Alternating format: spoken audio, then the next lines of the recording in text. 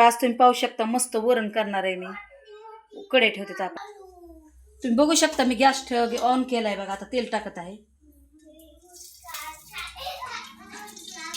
हे बघा डाळ पण अशी हाटून घ्यायची बघा. मस्त वरण करायचं आहे. असं शिजून घेतली हा.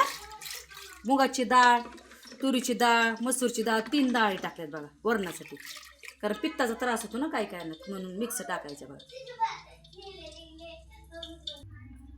मोहरी टाकते बघा.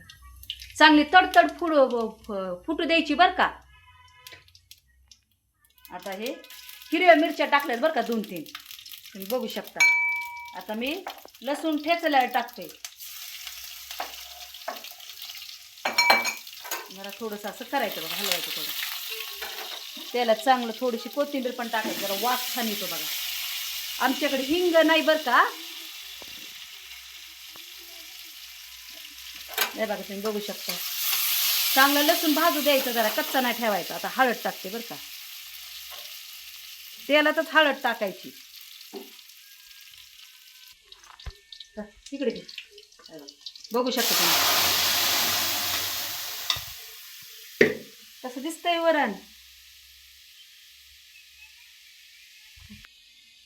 चवीपुरतं मीठ तुम्ही बघू शकता. चवीपुरतं मीठ टाकलंय बघा.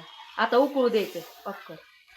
बघू शकता किती सुंदर उकळी आली. तुम्हाला दाखवले कसं वरण करायचं. तुम्हाला आवडलं का माझं वरण. मस्त वरण मस्त भाताबरोबर खावा. शेंगदाण्याची चटणी ठेसा त्याच्यावर खूप छान लागतं बघा हे वरण. मी तुम्हाला दाखवले कसं करायचं. तुम्हाला माझं हे वरणाची रेसिपी आवडली असेल तर तुम्ही माझ्या चॅनलला शेअर करा, लाईक करा.